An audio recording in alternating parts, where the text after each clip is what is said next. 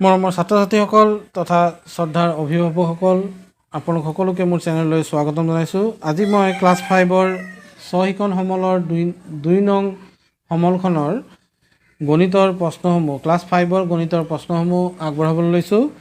প্ৰশ্নসমূহ মই কৈ যাম, আপোনালোকে আপোনালোকৰ কণ মইনাহঁতক এই প্ৰশ্নসমূহ লিখি দিব আৰু তেওঁলোকৰ এই প্ৰশ্নসমূহৰ উত্তৰবোৰ কৰিবলৈ দিব আৰু কিবা যদি নোৱাৰে তেতিয়াহ'লে তেওঁলোকক অলপ শিকাই দিব, যাতে তেওঁলোকে এই কামখিনি ঘৰতে কৰি তেওঁলোকৰ পঢ়া লিখাবোৰ অবিৰতভাৱে চলাই যায়।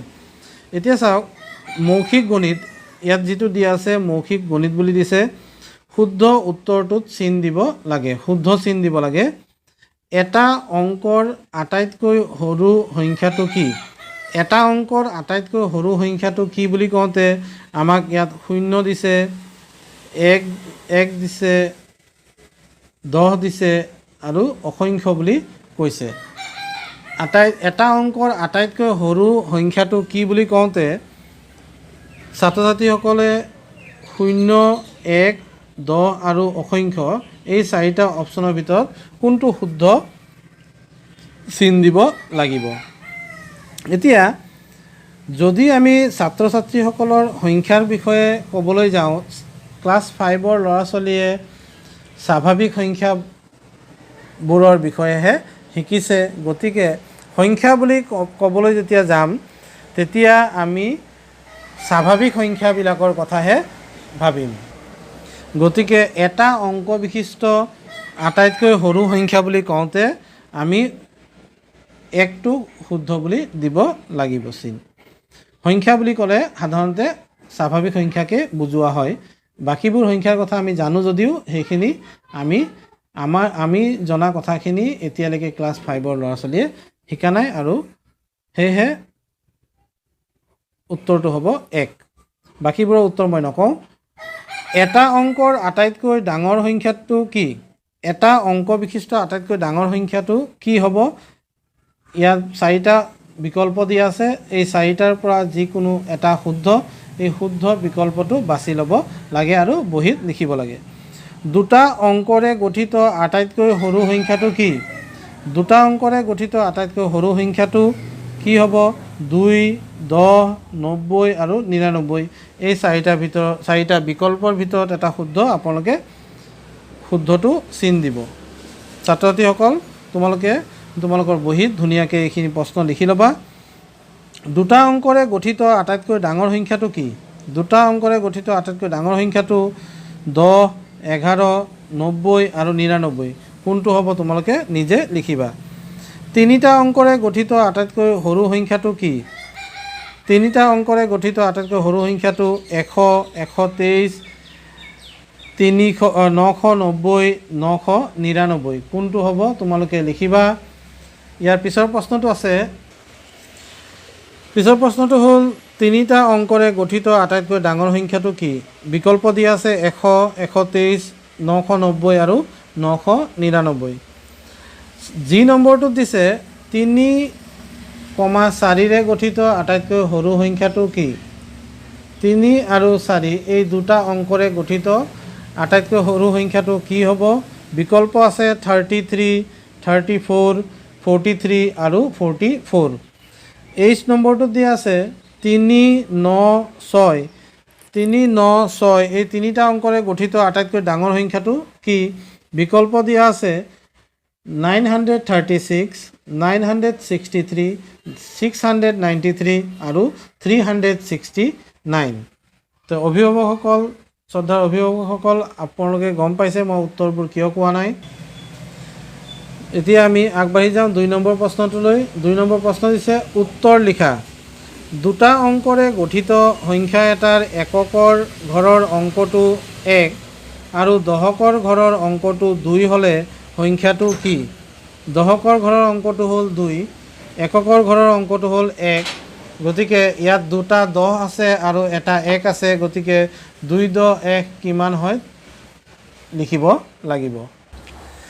এতিয়া 2 নম্বৰৰ 2টোত দিছে, এটা সংখ্যাৰ এককৰ ঘৰৰ অংকটো 2, দশকৰ ঘৰৰ অংকটো 5 আৰু শতকৰ ঘৰৰ অংকটো 1 হ'লে সংখ্যাটো কি হ'ব? এই বাকচত লিখিব লাগে। মৰমৰ ছাত্ৰ ছাত্ৰীসকল, তোমালোকে উত্তৰটো কৰোঁতে এটা কথা মন কৰিবা, এককৰ স্থানৰ অংকটো একেবাৰে সোঁফালে বহে, তাৰ আগফালে কি বহে, বাওঁফাললৈ কি বহিব, দশকৰ স্থানৰ অংকটো বহিব, তাৰপিছত শতকৰ স্থানৰ অংকটো বহিব। মোৰ মনত আছে এই একক দশক এই সংখ্যাৰ স্থানৰ অংক শিকোঁতেই আমি প্ৰায় আমাৰ ক্লাছৰ আটাইকেইজন ছাত্ৰই ক্লাছ 2ত থাকোঁতে বৰ বেয়া ধৰণে মাৰ খাইছিলোঁ। সংখ্যাৰ স্থান শিকাটো আজিও মনত আছে। তোমালোকে চোৱা, এটা সংখ্যাৰ এককৰ ঘৰৰ অংকটো 2, দশকৰ ঘৰৰ অংকটো 5 আৰু শতকৰ ঘৰৰ অংকটো 1 হ'লে সংখ্যাটো কি হ'ব? তোমালোকে উত্তৰটো কৰোঁতে প্ৰথমতে একেবাৰে সোঁফালে একক স্থানৰ অংক 2টো লিখিবা, তাৰ আগফালে কি লিখিবা, দশক স্থানৰ অংকটো 5, গতিকে তাৰ আগফালে কি লিখিবা, শতক। গতিকে এইটো কি হৈ যাব, তোমালোকে গম পাইছা নিশ্চয়, তোমালোকে এইটো কৰিবা। ঠিক সেইদৰে 3 নম্বৰটো দিছে, এটা সংখ্যাৰ এককৰ ঘৰৰ অংকটো 4, দশকৰ ঘৰৰ অংকটো এককৰ ঘৰৰ অংকটোতকৈ 1 বেছি, সংখ্যাটো কি? এইবাৰ এককৰ ঘৰৰ অংকটো হ'ল 4, দশকৰ ঘৰৰ অংকটো 4তকৈ 1 বেছি, গতিকে কি হয় 4তকৈ 1 বেছি? যিহেতু 4তকৈ 1 বেছি বুলি কৈছে, গতিকে তুমি 4 লিখিলে নহ'ব, 4তকৈ 1 বেছি লিখিব লাগিব। তোমালোকে এইবাৰ ভাবিবা আৰু সংখ্যাটো লিখিবা। মৰমৰ ছাত্ৰ ছাত্ৰীসকল, এইবাৰ 4 নম্বৰটোত কি দিছিলে, এটা সংখ্যাৰ এককৰ ঘৰৰ অংকটো 4, দশকৰ ঘৰৰ অংকটো এককৰ ঘৰৰ অংকটোতকৈ 1 বেছি, শতকৰ ঘৰৰ অংকটো দশকৰ ঘৰৰ অংকটোতকৈ 2 কম, সংখ্যাটো কি? তোমালোকে ধুনীয়াকৈ এককৰ স্থানৰ অংকটো লিখি ল'লা। দশকৰ স্থানৰ অংকটো লিখিবলৈ যাওঁতে তোমালোকে কি লিখিব লাগিব, 1 কম কৰি লিখিব লাগিব। ঠিক সেইদৰে শতকৰটোত কি হ'ব, দশকৰ যিটো অংক লিখিবা তাতকৈ 2 কম কৰি লিখিব। দশকৰ ঘৰৰ অংকটো কি কৰিবা, তোমালোকে 1 বেছি কৰি লিখিব লাগিব, তাৰমানে 4তকৈ 1 বেছি লিখিব লাগিব। আৰু শতকৰ ঘৰৰ সময়ত 4ৰ লগত 1 যোগ কৰিছিলা, এইবাৰ কি কৰিবা, 5ৰ পৰা 2 কমাই দিবা, সেনেকৈ তোমালোকে লিখিব লাগিব। 5 নম্বৰ অংকটো কি দিছে, এটা সংখ্যাৰ এককৰ ঘৰৰ অংকটো 0, দশকৰ ঘৰৰ অংকটো 3, শতকৰ ঘৰৰ অংকটো দশকৰ ঘৰৰ অংকটোতকৈ 2 বেছি, সংখ্যাটো কি হ'ব? শ্ৰদ্ধাৰ অভিভাৱকসকল, আপোনালোকে এই অংককেইটা 3, 4 আৰু 5 অকণমান বুজাই দিবলৈ চেষ্টা কৰিব, যাতে তেওঁলোকে বুজি পায় আৰু লিখিব পাৰে। মৰমৰ ছাত্ৰ ছাত্ৰীসকল, এতিয়া 6 নম্বৰ প্ৰশ্নটো তোমালোকক কি দিছে, 1ৰ পৰা 1 বিয়োগ কৰি কিমান পাবা? 1ৰ পৰা 1 বিয়োগ কৰিলে তোমালোকে কিমান পাবা ইয়াত লিখিবা। প্ৰশ্নটো ধুনীয়াকৈ লিখি ল'বা আৰু এনেকৈ বাকচ বনাই উত্তৰটো লিখিবা। 1ৰ ঠিক আগৰ সংখ্যাটো কি? 1ৰ আগৰ সংখ্যাটো কি হয় তোমালোকে লিখিবা। 100 পঢ়াৰ আগত আমি কি পঢ়োঁ সেইটো লিখিবা। 999ৰ লগত 1 যোগ কৰিলে কিমান পাবা? 999ৰ লগত 1 যোগ কৰিলে কিমান পাবা? যোগ কৰি চাবা আৰু লিখিবা। আৰু 9 নম্বৰ প্ৰশ্নটো দিছে 999 ঠিক পিছৰ সংখ্যাটো কি? তাৰমানে 999 পঢ়াৰ পিছত আমি কি পঢ়িম সেই সংখ্যাটো ইয়াত লিখিবা। 785 সংখ্যাটোৰ 8ৰ স্থান কি? চোৱাচোন, 785ত 8 ক'ত আছে? একক স্থানত আছে নে দশক স্থানত আছে? তোমালোকে একক স্থানত থাকিলে একক স্থান লিখিবা, দশক স্থানত লিখিলে দশক লিখিবা, আৰু শতকৰ স্থানত থাকিলে তোমালোকে লিখিবা শতক। গতিকে 8টো যিহেতু ইয়াত দশক স্থানত আছে, গতিকে ইয়াত কি লিখিবা? দশক। 785 সংখ্যাটোৰ 8ৰ স্থানীয় মান কি? স্থানীয় মানটো কিমান হ'ব দহক স্থানত থাকিলে 10 গুণ হয় গতিকে 8ৰ 10 গুণ কৰিলে কিমান হ'ব 80 হ'ব তোমালোকে হেতু লিখিব লাগিব ঠিক সেইদৰে 9 নম্বৰ আৰু 10 নম্বৰটো একেই প্ৰশ্ন কিন্তু স্থানটো পৰিৱৰ্তন কৰি দিছে তোমালোকে ধুনীয়াকৈ লিখিবা এতিয়া 14 নম্বৰ প্ৰশ্নটোত কি দিছে তোমালোকে ধুনীয়াকৈ চোৱা স্ক্ৰীনশ্বট মাৰি ল'বা যাতে লিখাত অসুবিধা নহয় নহলে ভিডিঅটো ৰখাই ল'বা ৰখাই লৈ তাৰ পিছত লিখিবা 14 নম্বৰ প্ৰশ্নটোত কৈছে 785 সংখ্যাটোৰ একক স্থান আৰু দহক স্থানৰ অংক দুটাৰ যোগফল কিমান একক স্থানত কিমান আছে আৰু দহক স্থানত কি অংক আছে একক স্থানৰ অংক হ'ল 5 দহক স্থানৰ অংক হ'ল 8 এই দুটাৰ যোগফল কিমান তোমালোকে যোগ কৰি লিখিবা প্ৰথম বাকচটোত আৰু দহক আৰু শতক স্থানৰ পাৰ্থক্য বা বিয়োগফল কিমান দহক স্থান আৰু শতক স্থান দহক স্থানত আছে 8 শতকৰ স্থান আছে 7 8 আৰু 7ৰ পাৰ্থক্য কিমান তোমালোকে ইয়াত লিখিবা তে ছাত্ৰ ছাত্ৰীসকল 2 নম্বৰৰ প্ৰশ্নকেইটা আছিল এনেকুৱা এতিয়া 3 নম্বৰ প্ৰশ্নটোলৈ যাওঁ 3 নম্বৰ প্ৰশ্নটো তোমালোকক বৰ ধুনীয়া অংক দিছে তোমালোকে নিশ্চয় পাৰিবা খালী ঠাই পূৰ কৰিবলৈ দিছে এ নম্বৰত আছে 7.3 কিলোমিটাৰ 7.3 কিলোমিটাৰ মানে কিমান হ'ব কিমান কিলোমিটাৰ ইয়াত লিখিব লাগিব 7 কিলোমিটাৰ আৰু 0.3 কিলোমিটাৰ মানে হ'ল 300 মিটাৰ ইয়াত লিখিবা 300 মিটাৰ কিয় 300 লিখিছোঁ কাৰণ 1000 মিটাৰত কি হয় 1 কিলোমিটাৰ হয় গতিকে যেহেতু দশমিকৰ সোঁফালে আছে অংকটো গতিকে 3ৰ পিছফালে দুটা শূন্য দি 1000ত যেহেতু তিনিটা শূন্য থাকে জানা গতিকে ইয়াত 0.3 মানে ইয়াত তোমালোকে 300 মিটাৰ বুলি লিখিব লাগিব ঠিক সেইদৰে 2.3 সেন্টিমিটাৰ এইটো তোমালোকে কিমান মিলিমিটাৰ লিখিব লাগিব মিলিমিটাৰৰ কিমান মিলিমিটাৰত 1 সেন্টিমিটাৰ 10 মিলিমিটাৰত 1 সেন্টিমিটাৰ গতিকে 2.3 সেন্টিমিটাৰ মানে কি হ'ব 23 মিলিমিটাৰ ইয়াত তোমালোকে 23 লিখিব লাগিব দশমিক চিনটো কি হ'ব উঠি যাব ঠিক সেইদৰে তোমালোকে 2 ভাগৰ 1 কিলোমিটাৰ মানে কিমান 2 ভাগৰ 1 কিলোমিটাৰ মানে কিমান হ'ব 500 মিটাৰ হ'ব 1 কিলোমিটাৰ মানে 1000 মিটাৰ হয় 1000 মিটাৰৰ আধাটো কিমান হ'ব 500 মিটাৰ 2 কিলোমিটাৰ মানে কিমান মিটাৰ হ'ব 1 কিলোমিটাৰত যদি 1000 হয় 1000 মিটাৰ হয় তেতিয়াহ'লে 2 কিলোমিটাৰত 2000 মিটাৰ হ'ব 120 মিনিটত কিমান ঘণ্টা 60 মিনিটত 1 ঘণ্টা হ'লে 120 মিনিটত 2 ঘণ্টা হ'ব তোমালোকে লিখিবা 1 ঘণ্টা 5 মিনিট তাৰ মানে কিমান হ'ব 1 ঘণ্টা মানে হ'ল 60 মিনিট তাৰ লগত 5 যোগ কৰিলে হ'ব 65 মিনিট অৰ্থাৎ 65 মিনিট হ'ব তাৰপিছত জি নম্বৰ 2 দিনত কিমান ঘণ্টা 1 দিনত যদি 24 ঘণ্টা হয় তেতিয়াহ'লে 2 দিনত 24 48 ঘণ্টা হ'ব 3 সপ্তাহত কিমান দিন 1 সপ্তাহত 7 দিন 3 সপ্তাহত কিমান হ'ব 21 দিন হ'ব 49 দিনত কিমান সপ্তাহ 7 দিনত 1 সপ্তাহ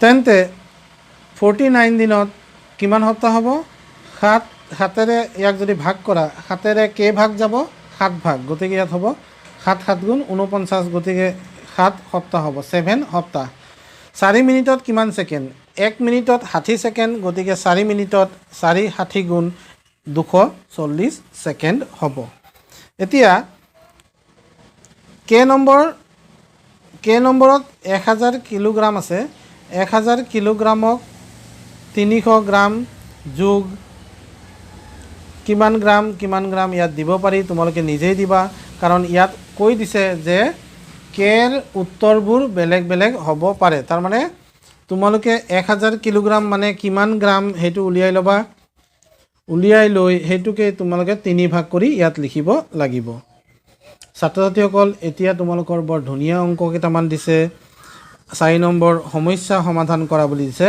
সমস্যা সমাধান এই অংকবোৰ আমি কৰিবলৈ যাওঁতে আমি এটা কণীৰ দাম 5 টকা হ'লে 2 ডজন কণীৰ দাম কিমান চোৱা এটা কণীৰ দাম 5 টকা 2 ডজনত কিমান কণী থাকে সেইটো জানিব লাগিব এতিয়া ছাত্ৰ ছাত্ৰীসকল মই ভাবোঁ তোমালোকে এইখিনি শিকিছা যিসকলে নাই শিকা তোমালোকৰ সেই নজনাসকলক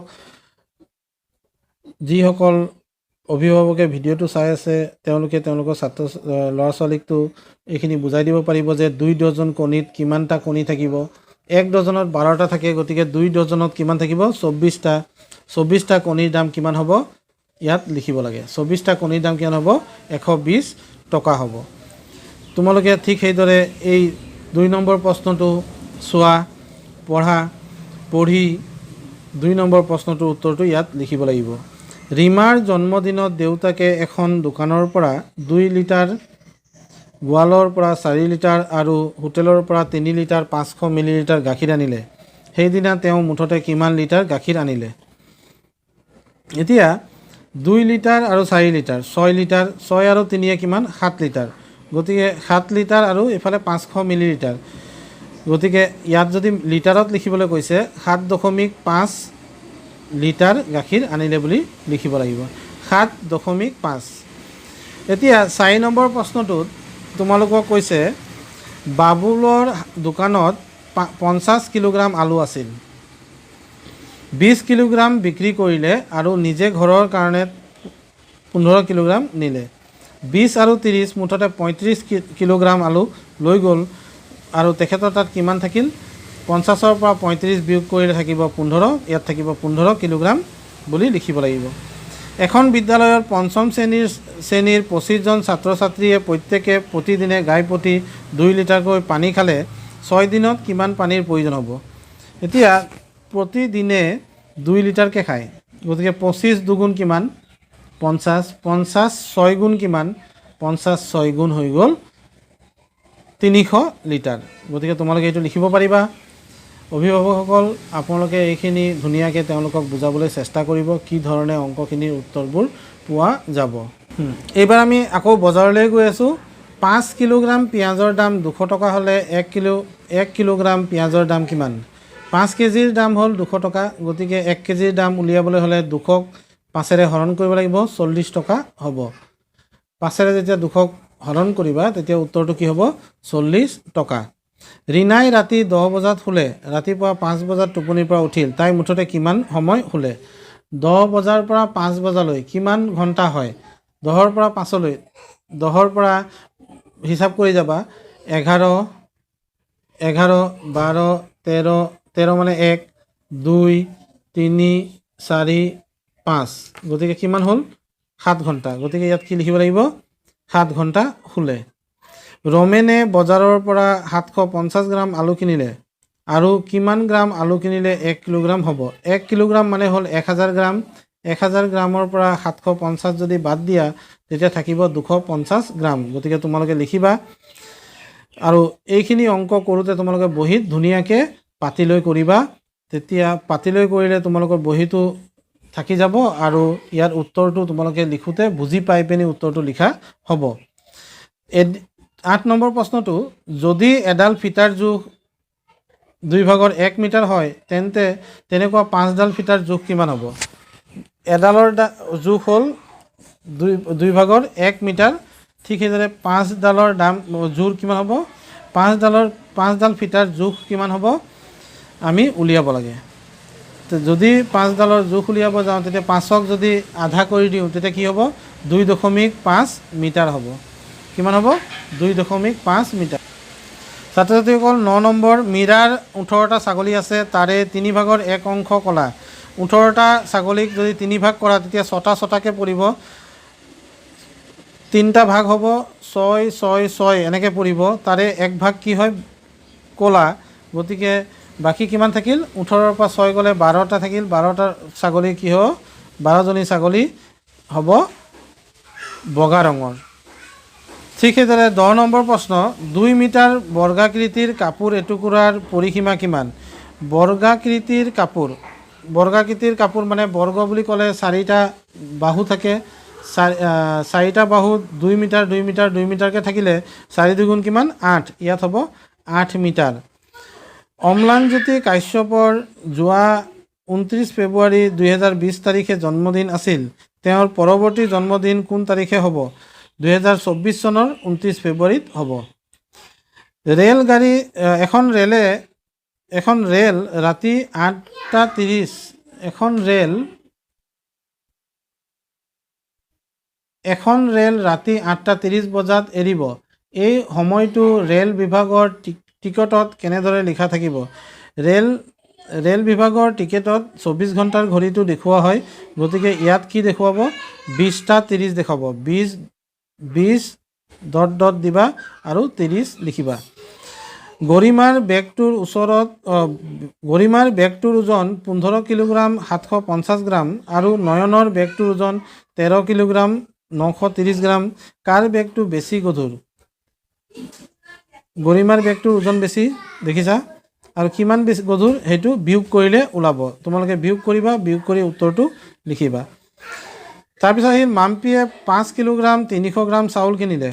ৰাজাই আকৌ মাম্পীতকৈ 2 কিলোগ্ৰাম 750 গ্ৰাম বেছি চাউল কিনিলে। তেওঁলোক দুয়োজনে কিনা মুঠ চাউলৰ পৰিমাণ কিমান? এই দুটা ওজন তোমালোকে যোগ কৰি এই দুইটা ওজন যোগ কৰি তোমালোকে এই বাকচটোত লিখি দিবা। ছাত্ৰ ছাত্ৰীসকল, এইদৰে আমি অংকবোৰ কৰিব লাগিব। এতিয়া আমি শেষৰ দুটা অংকলৈ আহিছোঁ। 15 নম্বৰ প্ৰশ্নটো দিছে, মুনমুনে দোকানলৈ এখন 200 টকীয়া নোট লৈ গৈছিল। সেই পইচাৰে তেওঁ দোকানৰ পৰা 65 টকাৰ আটা, 10 টকাৰ চাবোন আৰু 35 টকাৰ ভুজিয়া কিনিলে।